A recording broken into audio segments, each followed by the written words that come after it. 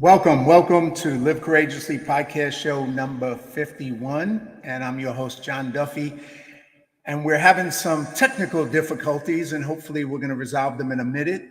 So as that is being done on my guest side from Israel, in the meantime, I'm going to do a quick introduction, and hopefully he's going to pop on the show, or we'll call this as a preview, and then we will attempt to solve this technical problem. But anyway, today's show is very special and timely, as my guest, Weinreich, is coming to us live from Israel. And I say that hopefully as the technology just keeps glitching on us. But he's coming to us from Israel during a very dark moment in their history. And I think he's about to come on. Excellent. I think I see him. I think we're getting there. And so let me just give a quick intro to him, and then we're going to bring him on. I first met Ron in Hollywood at a screening of military veteran films that were put on by the LA Film School. And after the program, we talked for over an hour outside on a rainy, cold LA night. I know it happens. And I got to hear his background. And we became friends that night. He later invited me to a Shabbat at his apartment, and I got to meet him and his friends even further. And we stayed in touch over the years. And I last had lunch with Ron in Studio City this year when he re-invited me to Israel to visit and tour, and I put it on my bucket list for next year. And after the tragic, savage attacks in Israel on October 7th, I reached out to Ron and asked him to come on the show and share his experiences and his insights with us. So let me introduce our guest today, Ron Weinreich. And Ron is a director of MKA Israel Communications Program, lead a high-performance executive coach. He's a unique face in the consultant and coaching landscape. He was born in Israel and raised in the United States, and he has both a love for training and develop leaders in the business world, as well as a profound excellence in the world of art, namely music. By the age of 20, Ron was leading soldiers in combat in the Israeli Defense Forces as a tank commander when he was injured in a war between Israel and Lebanon at the age of 20.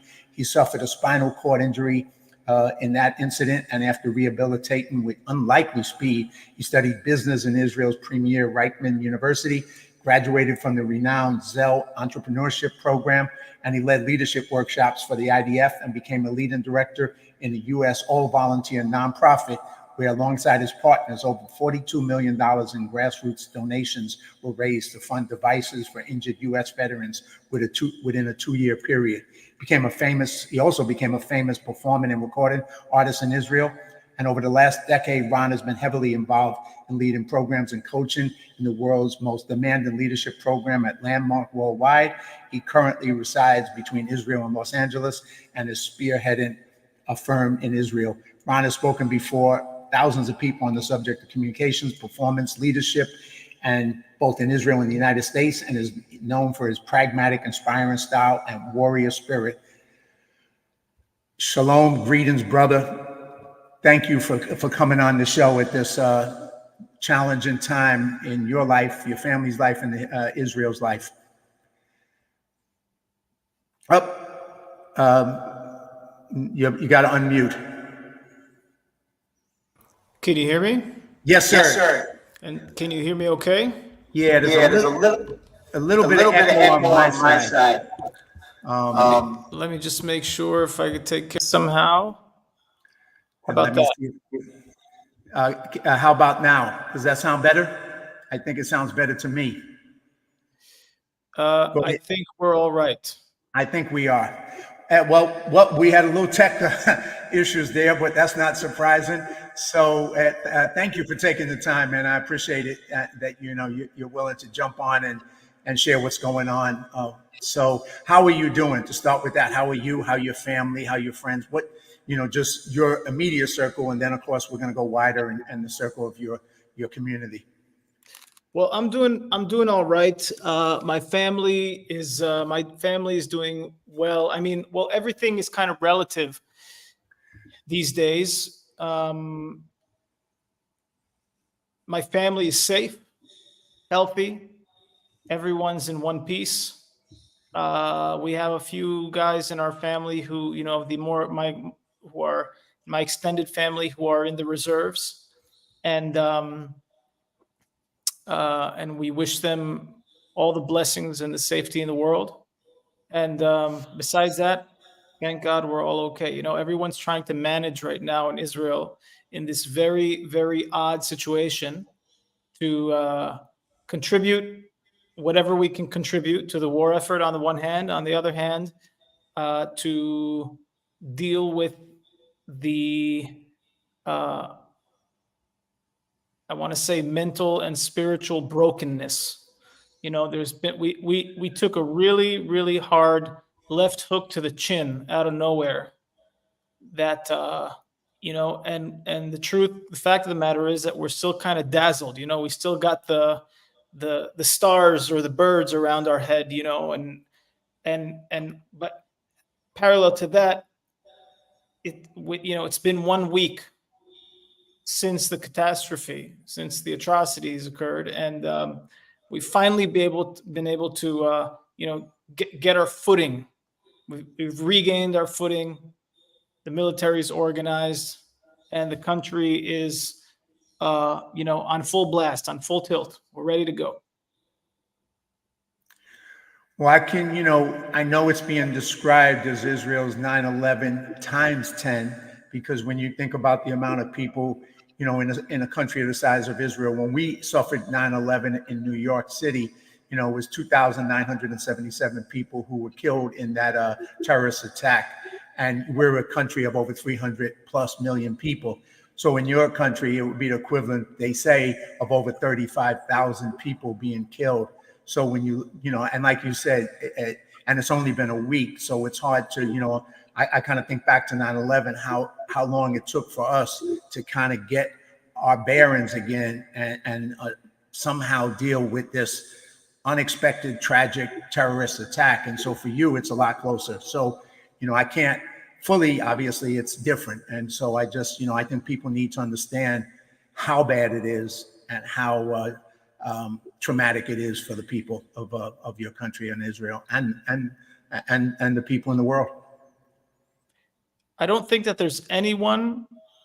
It's not. I'm sure that there are a few, but as in generally, I think there are very, very few people in this country today that don't have someone who was either killed or injured, either in their first or in their second degree. Okay, I mean, even myself, I have a good buddy who I went to boot camp with, and who was in my battalion in the military. He was one of the police officers who was securing that rave, that party, the infamous party where over 200 people were just massacred. And he also, in securing that party, he contended with the terrorists, and he didn't succeed. Obviously, the firepower was way beyond anything that anybody imagined. Yeah. Well, you have a unique experience, and that's why I think, what you can share with us today, for those of us who are so distant from it and don't understand, the history. And I speak for myself too, never having been to Israel, you don't understand the reality, even on that level, even as somebody who had visited or not visited, right? But, you were, when you were young, you were in the IDF, and you were in a war situation previously. So if you could just share a little bit of your background, that kind of gives you a special, unique understanding, because your brothers and sisters were in the IDF and you fought with them. So maybe just share a little bit of that with us, Ron. Yeah, so in a few sentences, I'd say that. So I was born in Israel and I was raised in the United States until in New York and New Jersey until I was about 15 years old, and then I moved back to Israel with my family. I went to high school, graduated, went to the military, became a tank commander in the IDF. Much of my service was, as much as I love tanks incredibly, most of my service, to tell you the truth, was as a foot soldier. Okay, because in the day-to-day warfare of Israel, when Israel isn't fighting countries usually. Most of our warfare is with dealing with the Palestinian population, and it doesn't really look good, and it's also not very effective to put the most powerful tank in the world that Israel possesses up against, a civilian population. It's A, not effective, B, looks really, really bad on television. And there's no shortage of looking bad on television with Israel. So we're always trying to mitigate what people will have to say and what the world will have to say, and to take as much, as least amount of flack as we possibly can. And that very naturally also to deal with the Palestinian population in the most humane possible way, because I mean, they're human beings. There's no question about it. And naturally, when militaries meet human beings, military is, it's a machine. Doesn't matter, by the way, if it's the military or if it's the DMV. The DMV is a machine also. Any giant bureaucracy, as soon as you put a person, in a uniform and with a badge, whether it's the DMV or police or firefighters or military, then their intricacies begin, because they're the policies and the efficiency of the organization, and we did everything in our power to be as on the one hand, so it's a very, very fine balance to, on the one hand, be able to secure your population when without a shadow of a doubt that there are evil insurgents and terrorists who are on the prowl, intentionally seeking to exploit your niceness and to exploit your morality, because that's where they're going to hit the touch. That's going to be their touchdown. That's where they're going to score the touchdown. That's going to be their grand slam, like right there, boom. It's going to be that soldier who they got the picture over a month or two that he's a sweetheart of the group. That's where that's gonna be the hole in the fence through which we will infiltrate. And on the one hand, you have to deal with human beings as human beings. On the other hand, you have to secure your people. And it's a very, very, very fine balance that I learned, in my own experience in the IDF,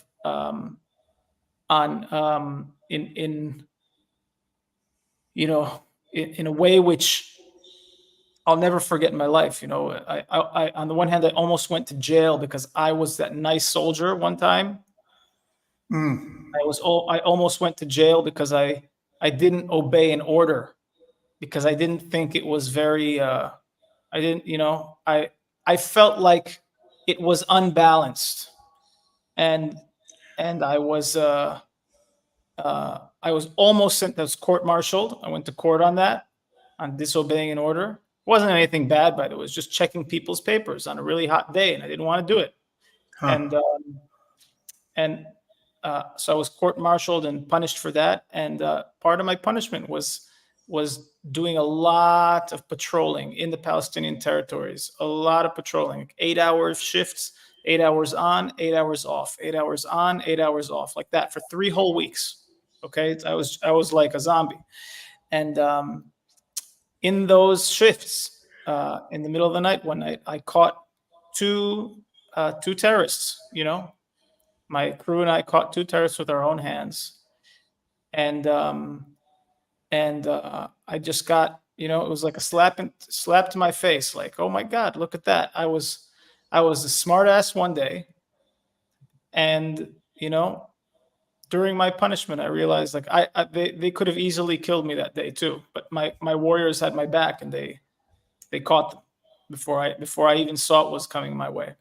So it's a really, really tough reality that exists here, but that's long story. But that is so important, I think, some of what you're saying, because for people, especially people who've never been in that situation, I'll call them privileged people or super privileged people who've never been in a situation where there's war, there's danger of war, or there's terrorism. It gives you a sense of not understanding on any level what reality is in your world. And like you said, even in your world, your humanity was such that you treated people humanely, and then you realized that there was also terrorists And you realize there's a distinction there, and I think sometimes that gets confused with people in America, Europe, all over the world, that they don't understand that, yeah, there's the Palestinian people, but then there's a terrorist organization, and they're not the same.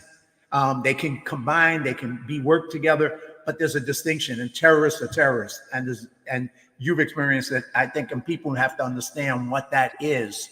And you just saw it on October 7th, the worst savagery, brutality, I don't know, animal behavior of terrorists.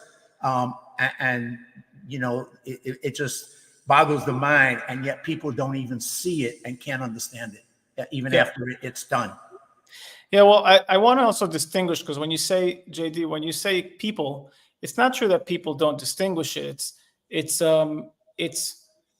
if anything, it's mostly people on the West don't know how to distinguish it, because Agreed. and the fact of the matter is that, hey, if I look at my childhood growing up in the United States, I lived in Long Island in a big house, the beautiful pool, on like a 4-acre lot, beautiful trees. Went to one of the best public schools in New York. Had a beautiful front lawn. Rode my bike every day to my friends' houses. I had no clue in any of my being whatsoever of truly the existence of anything that is even remotely close to something called evil. Okay, it wasn't even on my radar. It's, I don't know. It's like, if you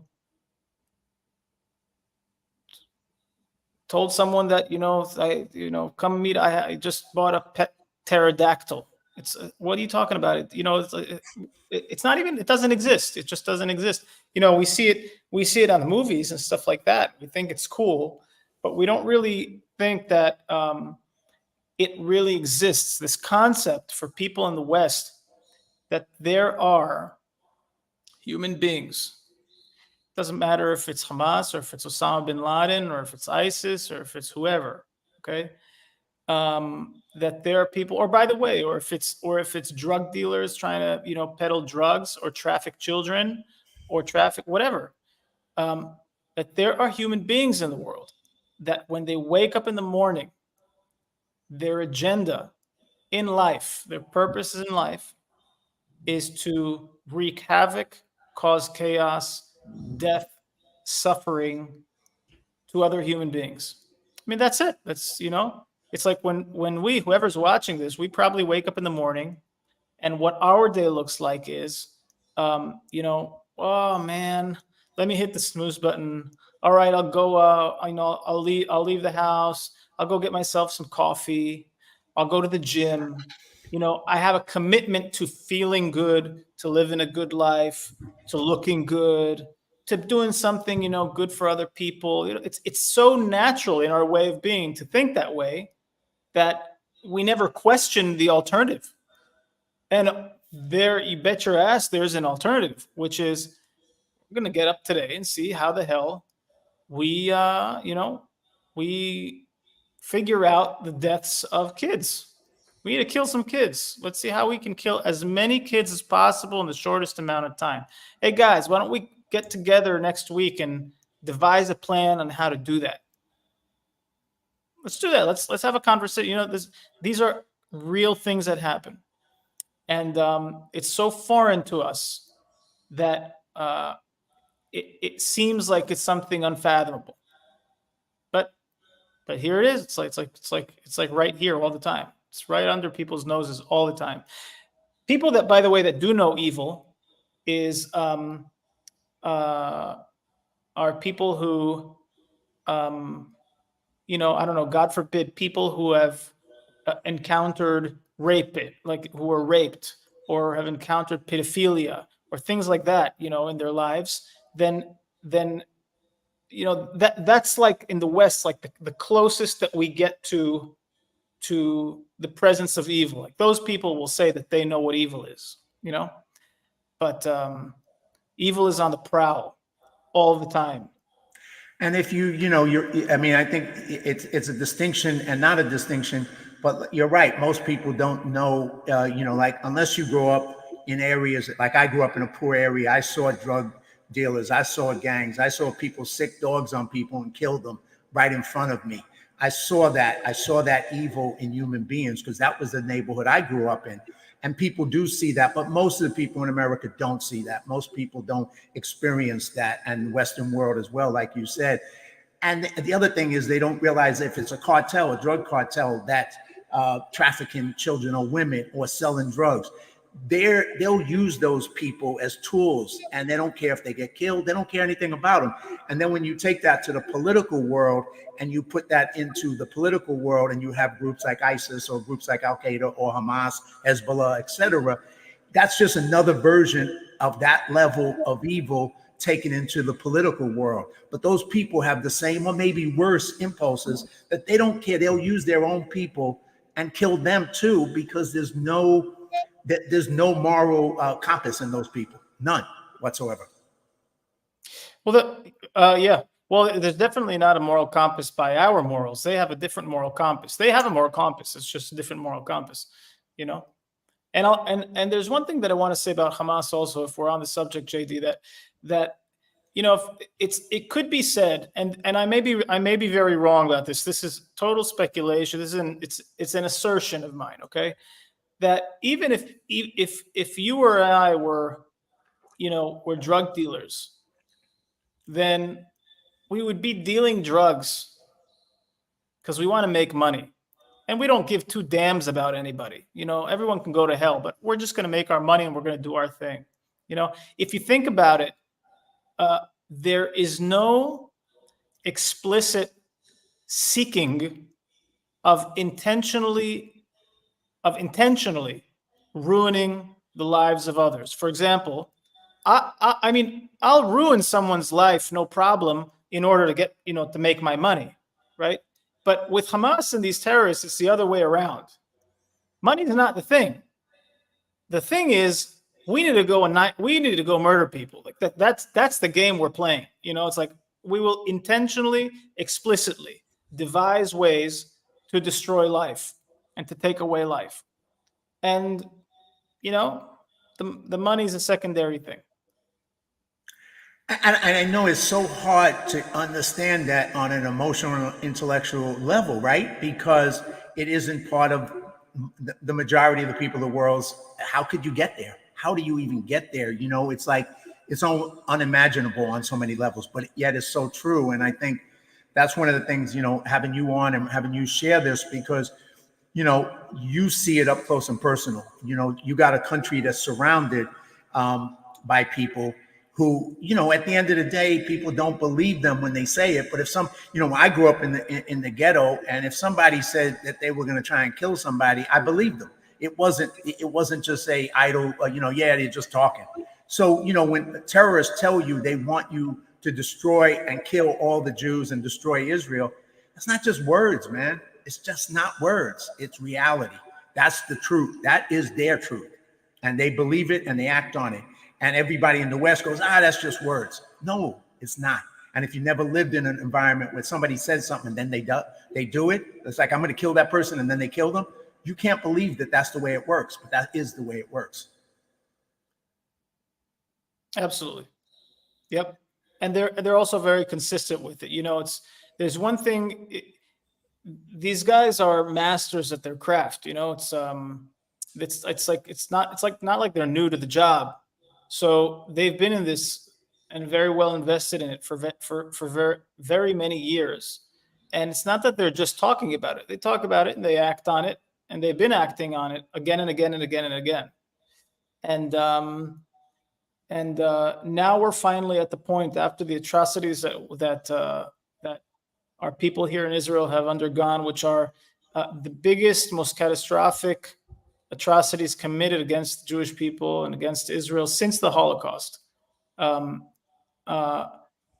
It is time for repercussions, and we can only hope that we will get the job done and be able to, rid this place of this termite problem that exists here. And just to be fair for anyone who's listening, when I say termite mound, I don't mean, lots of people get very, very, this is the edgiest subject, anybody will get lit up from anything said on this. Okay. And a lot of times, just a few hours ago, I was on a big conference call, and someone was sharing that, we need to kill these animals. And some other guy got really, really offended. A guy who was he had some, based on his last name, I could tell that he was Arab, and he got really, really upset and offended because he said, how dare you call, Palestinians animals? And it had to be distinguished for him, and for, just to set the record straight, that we're not saying that the Palestinians or Arabs are animals. They're not human beings, right? But the termites, or the animals that we're referring to, or the evil or the demons that we're referring to, are the perpetrators of the crimes, are Hamas. These are the people who are active in this organization called Hamas, who hundreds of them came over the border, and just, people say the word murdered, but murdered isn't the, it's slaughtered, it's massacred, it's executed. Whole families, just went from house to house and executed whole families, tied kids up, doused them with gasoline, burned them alive. I have some friends who are volunteering in the clearing of the bodies of the corpses, and they say you have people who are tied up and stabbed 20 times, 20 stabs. It's like, after the person's been tied up, and we'll not even get into the whole issue of the 40 infants, beheaded infants, and all this. It is as gruesome as it gets. I was thinking yesterday to myself, what could, I literally thought to myself yesterday, could it get any more gruesome? Could it? Really, could it? And the best I could come up with was like, maybe if they'd eat them, like cannibalism. That's the next level, but beyond that, I don't know. I don't know how much crazier it can get. Well, you mentioned, this is the worst since the Holocaust. And a couple months ago, I took a family who is involved in they got an organization rescuing children from sex traffickers. And I took them to the Auschwitz exhibition at the Reagan Library. And you got to see at that exhibition the horrors that happened, during the Holocaust there. And we went from room to room, and we got to see and listen and hear people speak about what had happened. And, as we were going through that tour, it was like a private tour that I set up for them.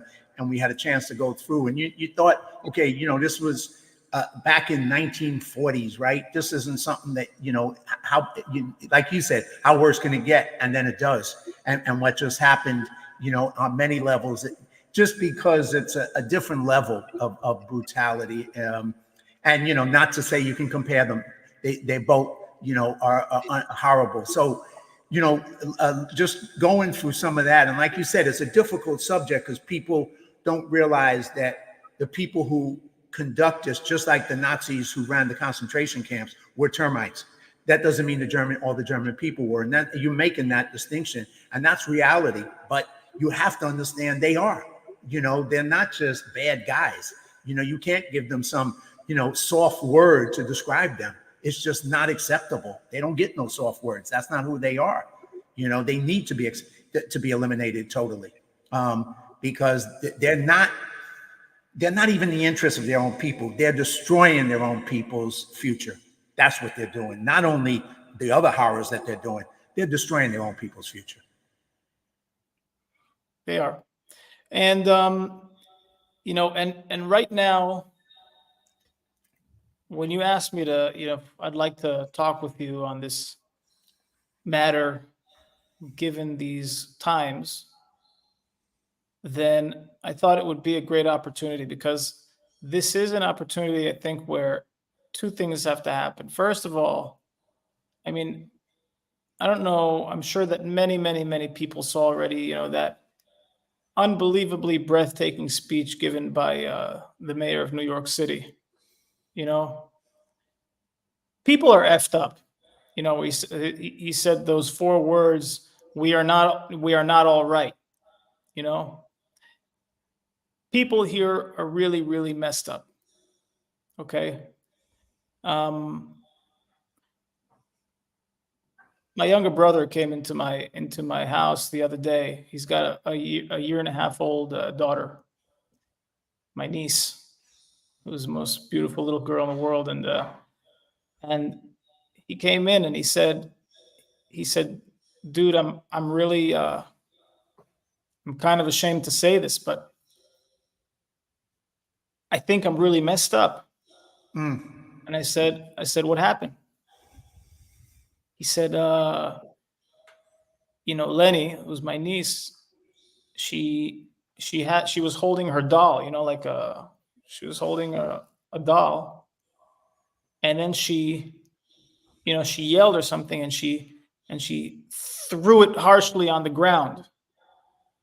And he said, and I just froze, and my heart started racing, and I was on my way into a full, into like a panic attack. Mm.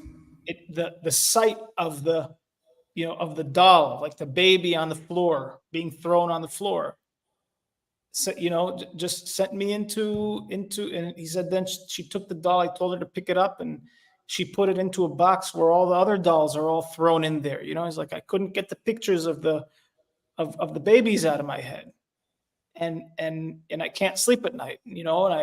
And people just burst out crying, left and right, all over the place, because everyone's trying to mask the pain by sometimes doing things and contributing and helping and supporting is kind of like a defense mechanism to not have to deal with the brokenness that people feel, that everyone's just go go go go go, and when you have a moment where you stop, you lose it. So first of all, there are a lot of people in pain. That's the first thing. And um, many of our friends, your friends and my friends, many people that might be watching this. I mean, if you're watching this and you feel like you're messed up, it's because it's if there's anything that'll mess you up, if you got a chance to see any of those videos or any of those pictures, and this is the kind of stuff that'll mess you up. Okay, so just know that you have the legitimacy to be messed up. And if you are messed up, whatever that means, then you're probably normal, because it's kind of weird not to be hugely impacted by the stories and the pictures and everything that's been going on. Okay, so just give yourself some space and give yourself some grace, and allow, it's like getting hit by a bus and then trying to get up and say, I'm okay. No, it's okay to sit down and like catch your breath. So allow yourself to catch your breath. That's one thing. Okay. And I think and I don't want to cut you off. Keep going, but and that will probably come back and fought for a period of time. It just you're not going to be okay for a long time. You may get okay for a little bit, but then it kind of reappears, because trauma has that. That's the way trauma works, and you have to accept that and understand that, and not be hard on yourself because you're not okay. So keep going, Ron. Totally. Yeah. And just to write on what you said, JD, we'll work it out. Okay. We'll work it out as we go. It's like, this life is damn complicated, and especially in this neighborhood. And people go through stuff in life. And part of the burdens of being a human being is that we got to work this stuff out and get through it in one way or another. My dog doesn't have to deal with that. She doesn't have to work things out for herself as much as we do. Very true. But even then, by the way, some do, because we know sometimes dogs can also carry trauma with them and stuff like that. But if they're abused, that's absolutely yeah, right. yeah. So one important thing that was important for me to share is just to send that message of that that I don't even know how to say this. that I hear you, okay? You're heard. You're gotten by so many people. Whatever you feel is across the board. It's around the world, and tens of millions of people that they just don't know how to express their feelings. They don't know how to say it. They might be afraid of being offended. They might be afraid of looking vulnerable, but people are really effed up right now. And if that's the way that you feel, I hear you. Okay. I hear you. It is as effed up can get. That's okay. We'll get through it. Handle it. Okay. Just you'll get it handled soon. Soon. That's the first thing. A second thing is that people ask me all the time, including you. I mean, this is how our conversation started, Duffy. That you said if there's any way to help or to support in any way. So I get that all the time. Okay, and there is a way for people to support, and it is. I can tell you that on the home front over here in Israel, the soldiers, the people, I mean, we're getting it handled. It's happening. We don't need any kind of, at the moment, there's no like reach out that we need some kind of equipment or that we need financial support or anything like that. That'll work itself out. The biggest thing these days in terms of support is grassroots community support from regular people in the street and on social media. Okay. At the moment, the governments of the world, of the Western world, are standing firmly beside Israel in unprecedented ways, which is truly incredible.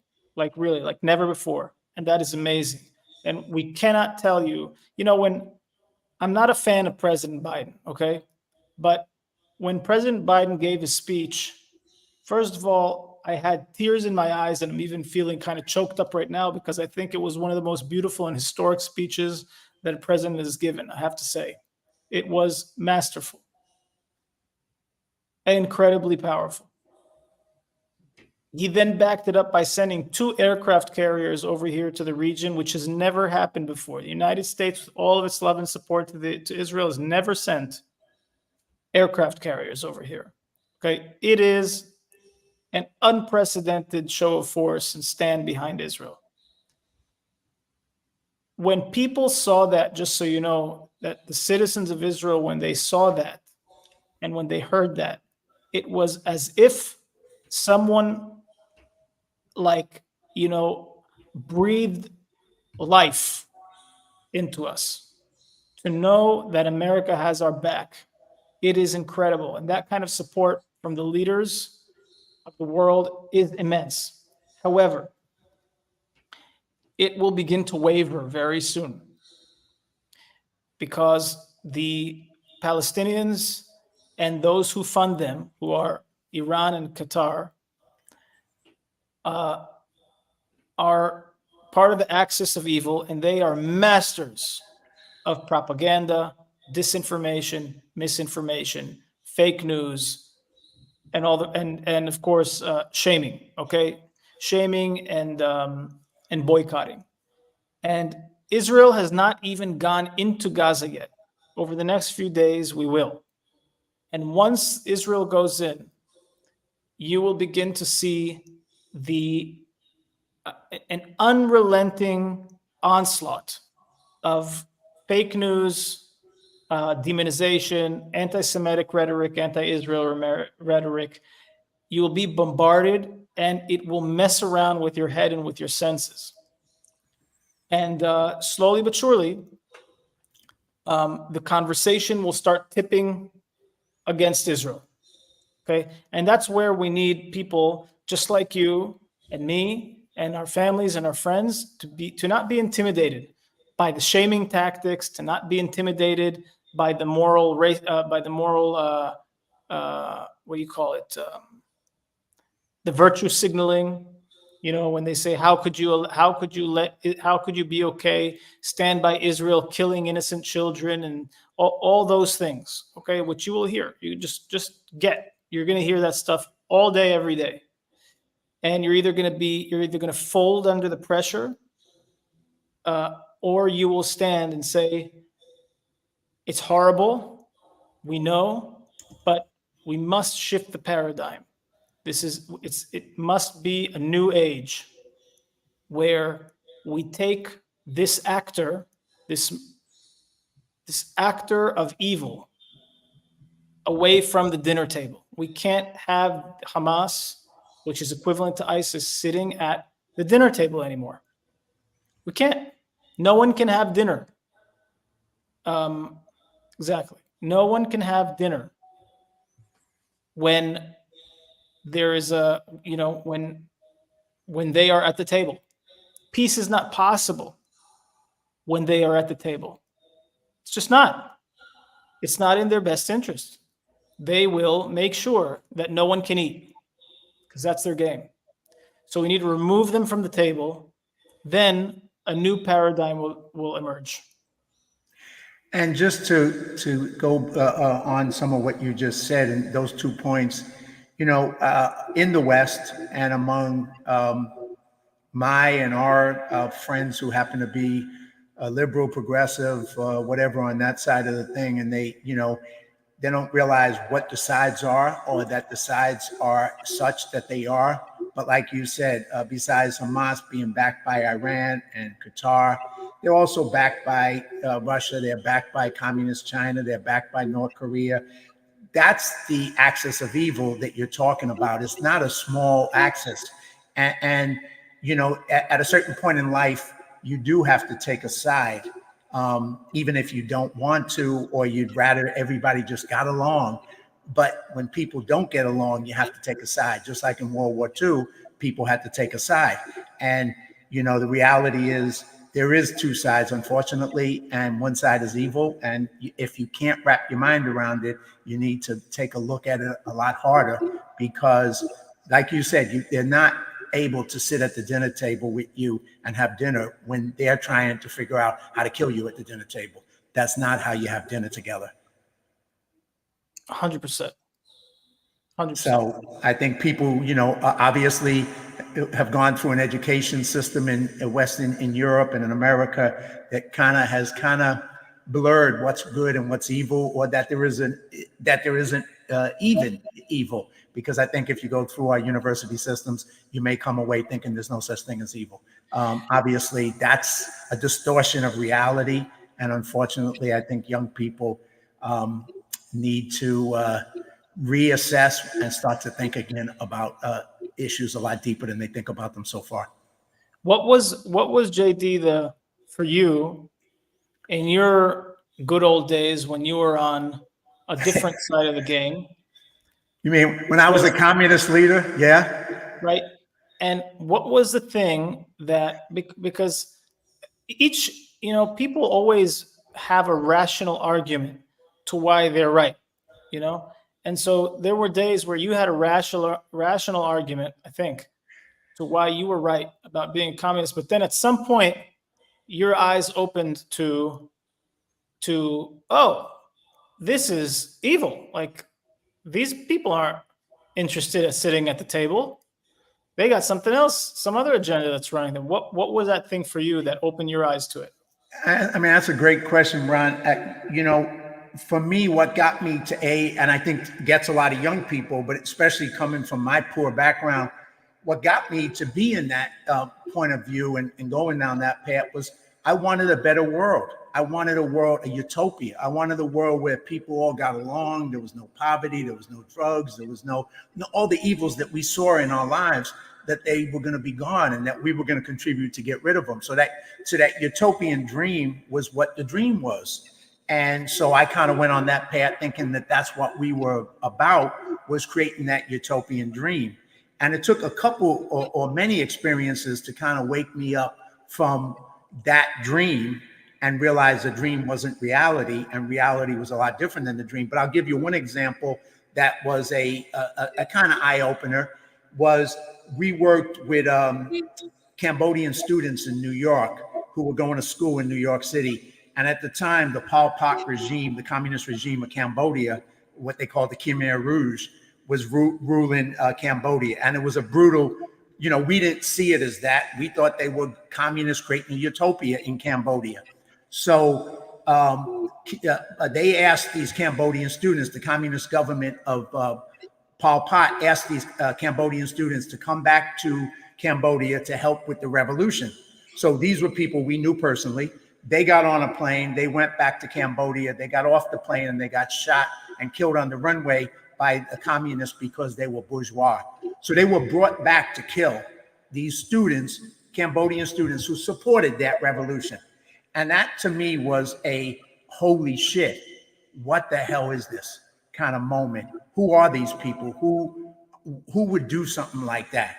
And it was just one moment. It wasn't the only one that did the transformation, but it was then me starting to think and me starting to read other information, not just the cult information that I was reading on my side. I started to read other points of view. And as I started to read other points of view that I had not read before, I started to have to reevaluate.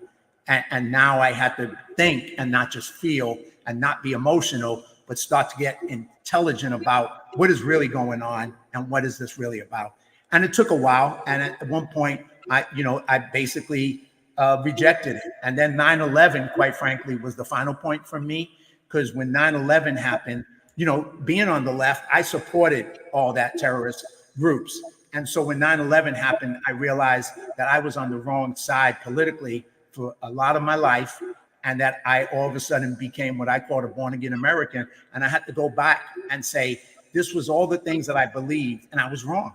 And the reasons I believed them maybe came from good intentions, but good intentions paved the road to hell. It has nothing to do with damn good intentions if the outcome is horrible. So I had to learn, I had to change, I had to criticize myself and realize that I had made some bad choices in life and had went down the wrong path, and it was time to do a course correction. And I did. Amazing. It takes a big person to be able to, take a step back and actually reassess rather than automatically double down. Usually, people just double down instead of knowing when to. Oh, I'm about to bet the keys to my house. This is pretty damn stupid. I better not double down on this. It's easier. It's easier to not admit that you were wrong. I mean, we all want to be right. We all want to think that we're right all the time, especially men, I think. But we all want to be right, and so to admit that you were wrong and to be willing to say it, hey, I don't put the blame on anybody else. I made those choices. I was wrong, not somebody else. I was wrong, and it's not easy to do that. It's not easy. And keep doing it, because then you even now you move a little bit, you got different points of view, and you start to think you're right again about everything. Well, you're not. You got to be willing to question yourself and not be afraid to do that, no matter where you are in life.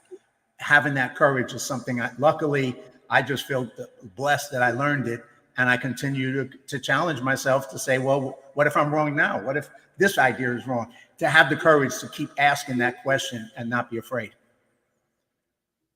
Awesome. But let me go a little further. We got a little bit more time, and I want to, I don't know how much more time, but yeah, but one, I'm going to play. I saw your thing with Mayor Adams. I just wanted to comment on that because that was a powerful speech he gave. I think it was super 4 minutes. I saw it on your page. I'll share it below on this one. So if anyone hasn't seen it, they can watch it, because, as a New Yorker, as somebody who went through 9/11, I think we have a special, unique identification because of that. And he hit it hard. He hit it. That may be the best moment of his life. I don't always agree with him on a lot of things, but when somebody does something right, I go, damn, that was good. That was good. Yeah. So I'm glad that he stepped up and did it. Tell us a little bit. The other thing I wanted to ask you, Ron, because I know, and because people don't understand, they stereotype people. So people who may look at you as, well, you're Israeli, you're in the IDF, the stereotypes of you, which you kind of talked a little bit in the beginning about you being maybe too nice and that kind of stuff. That breaks their vision of you, right? Because their vision is, well, no, you're all evil. You know, you're an evil Israeli. Um, uh, I remember you telling me back in the day when we were together that you were trying to put together a program and you attempted it and did some stuff to help bring medical care to Palestinian kids and provide an alternative to give them some medical care that they weren't able to get. And you tried to put that piece together. And that was something that impressed me so much because here I didn't know, you know, anybody who was in the IDF before I met you. And so to know somebody who been through that, was in a wheelchair, went through all that experiences in life, and still was somebody who had that love and compassion for the other, impressed the hell out of me. But I think that's kind of who you are and continue to be, which is why, you know, I'm always, you know, see you as my brother because of that. Yeah. Well, thank you. I dedicated my life to causing, you know, peace and resolution and prosperity between all peoples of all colors and creeds and religions here in the Middle East. Why? Because why not? There's no reason why not. Exactly. I mean, there really isn't. I mean, well, there are a lot of reasons why not, but there are also many more reasons why so, right? And I mean, I have to say that even though I don't know if I said that here, but I suffered a spinal cord injury when I was 20 years old while I was leading my men in combat in Lebanon, and I have to say, you know, though I'm very proud of what I did and I don't have any regrets about it. The fact of the matter is that me being paralyzed at the age of 20 is a pretty stupid predicament to be in. It's just dumb, you know. I'm sorry. It's just like people might want to glorify it. People often do. You know, they glorify it. You fought for your people, and you know, you fought for freedom, and all of it's true. You know, but why should people have to do that? Like, why does that need to be a thing? You know, it's almost as dumb as I don't know, like if you were paralyzed in a car accident because you didn't put your seatbelt on. Well, that's stupid. Why didn't you put your seatbelt on? It's just, you know, to put on your stupid seatbelt. Why would you? So same thing for me. Now it completely altered the course of my life. You know, let's not even talk about the quality of my life, given, you know, it's not exactly an upgrade in the quality of life to find yourself with a spinal cord injury in many ways. Don't get me wrong, by the way, it's not a complaint because my quality of life, I truly believe, is about 100 times higher than most people on earth because I created my life that way. But there is no good reason why the people in this family or in this neighborhood can't sit together and work it out, okay, around the dinner table. Everyone here is part of this, you know, everyone here in the Middle East, in Israel and our neighbors and with the Palestinians, we're all here.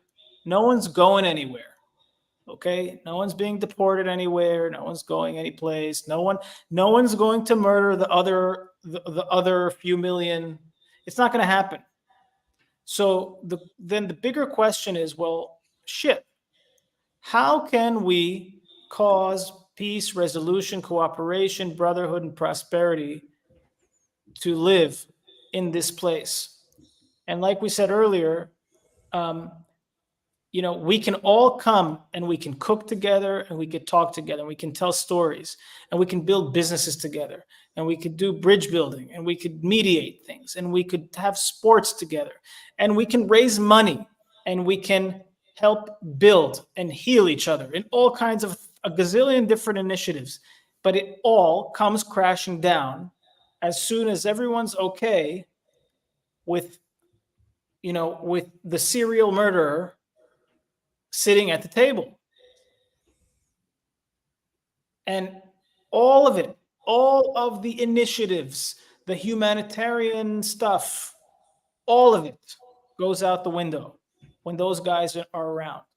And yeah, when we met, I was just beginning to fundraise for an organization to help children with, with spinal cord injuries on in the Palestinian territories, because I know what that's like, and I have a really great life, and I have really great medical care, but they don't.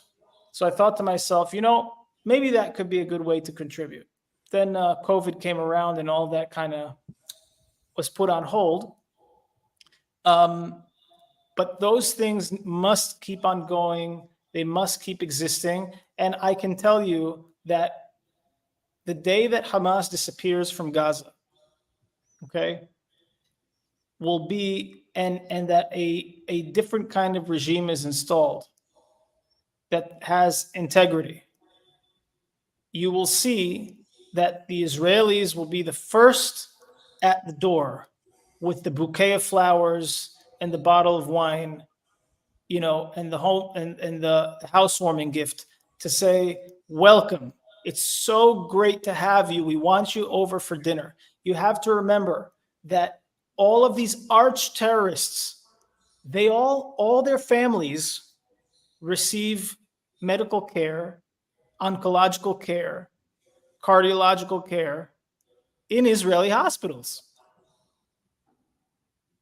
Gazans, when a citizen of Gaza has heart problems or needs cancer care, they come to Israel to receive treatment.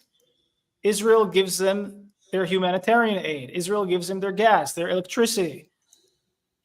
And most of the world, and like you said earlier, your second point about how you can support with social media and other things as it gets worse, most of the world doesn't understand that, or doesn't know that, or doesn't realize that they're being, the thing that you just said, that is so true. And people don't know that, it's because it's not out there in the media, it's not promoted, it's not shared. People don't get that reality. They don't understand it. And, I just watched, and I'm going to put it maybe on the bottom of my thing too. On Twitter, there's two guys who run a company, and I don't know what the company is, but they got like 100 employees. One is Palestinian, one is Israeli.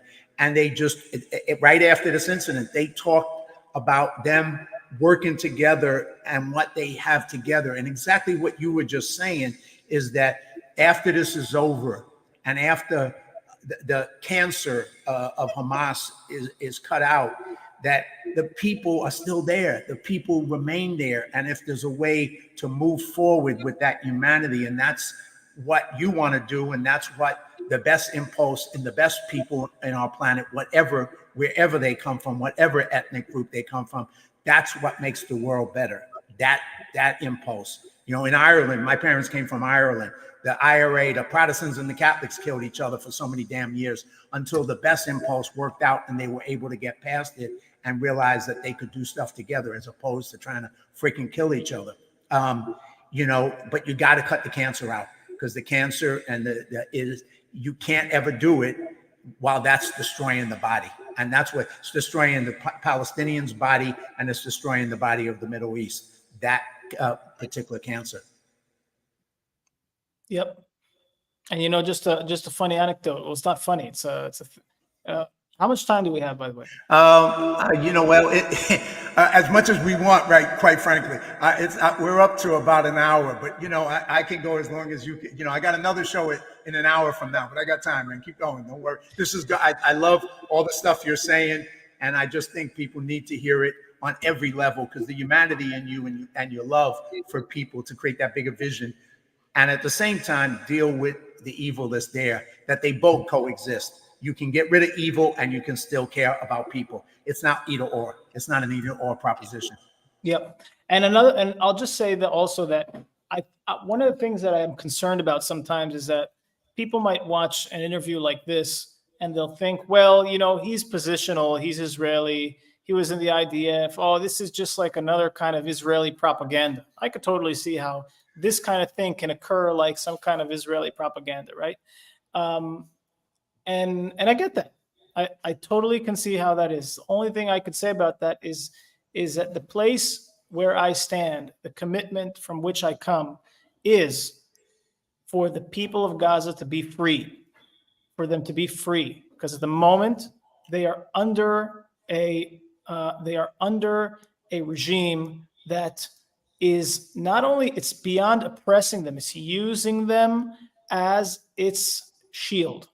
Okay, it's using them as its own shield in order to move their agenda forward. Just as an example from yesterday, so in preparation for the IDF, the Israeli Defense Forces, to finally go into Gaza and to start the invasion, then the leaflets and text messages were sent to leaflets were dropped off over the whole northern third of Gaza, and text messages, okay, were sent, and phone calls were made to every cellular phone in Gaza, requesting that people evacuate the northern third of Gaza, okay, so that there isn't collateral damage, so it's minimized. And an exodus of people began to move from the northern area, southbound.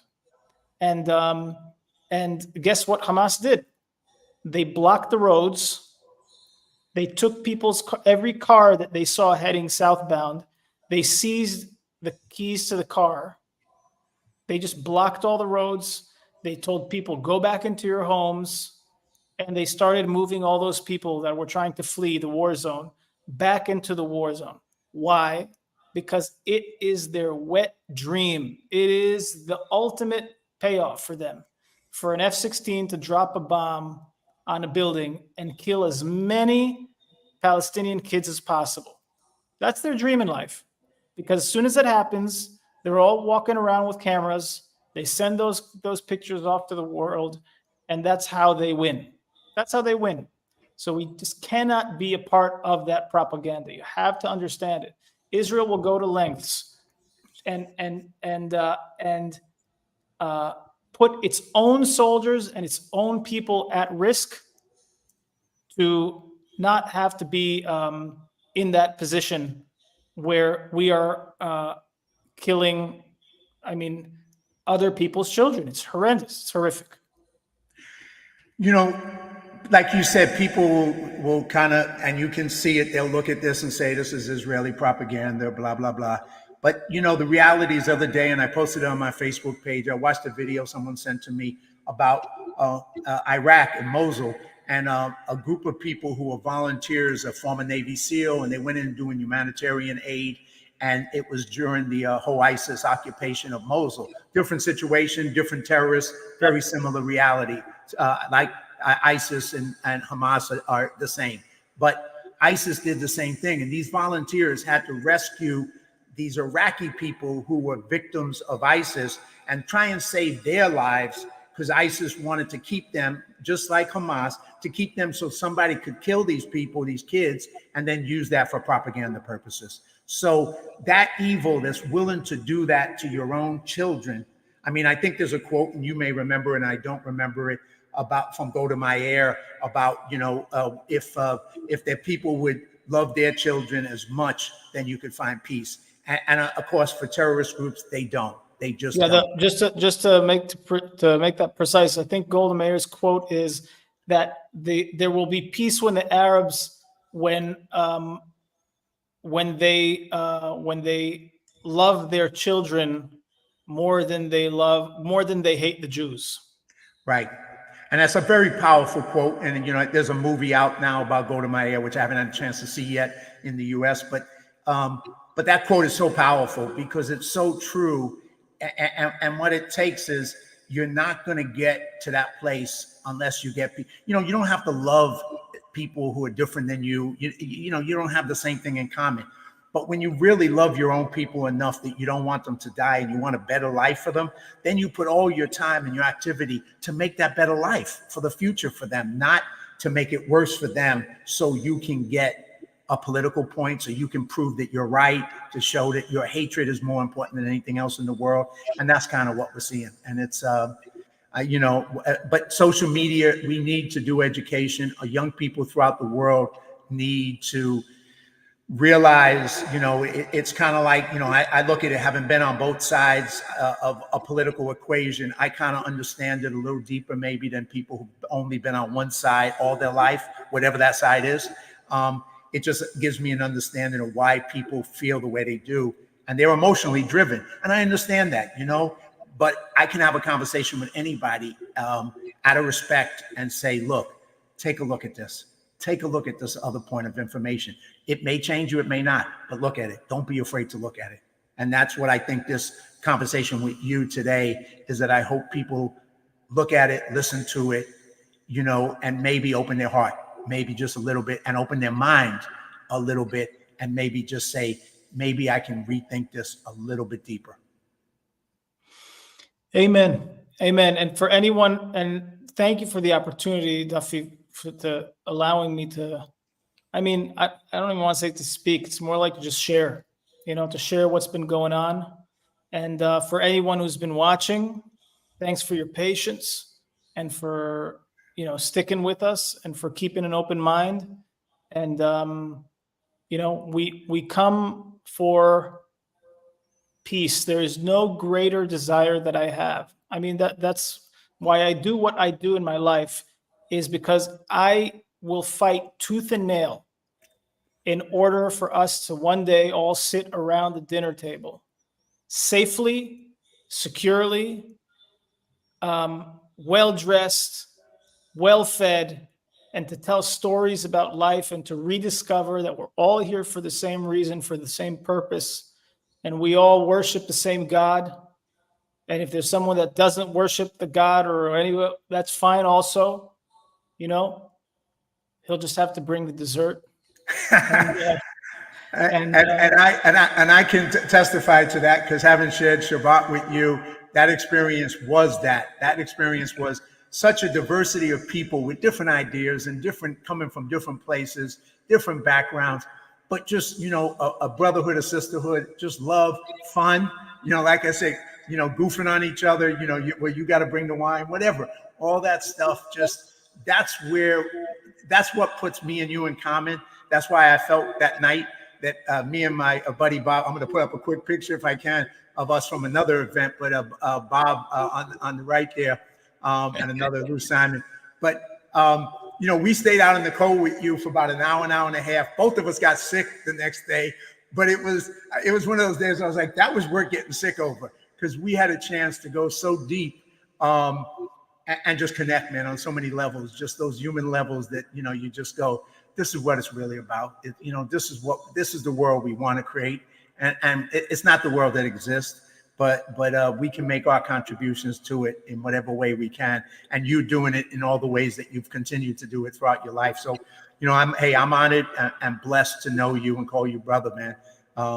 Anytime you want to come back on, anytime we need to, do this conversation again, as many times as we need to about anything, we'll do it. And I look forward in the future to, I know you pushed me a bunch of times to come over, and that's still gonna happen. So, I'm gonna come visit so I can get a chance to spend time with you over there. Love it. I love it. I love you. And thank you, my brother. Thanks for everyone who's watching. Thank you, Ron, man. Be safe. Shalom. All my best, brother. And anything I can do, please reach out to me. God bless you, brother. We will prevail. Yes, you will. Yes, we will. Thank you, brother. Bye.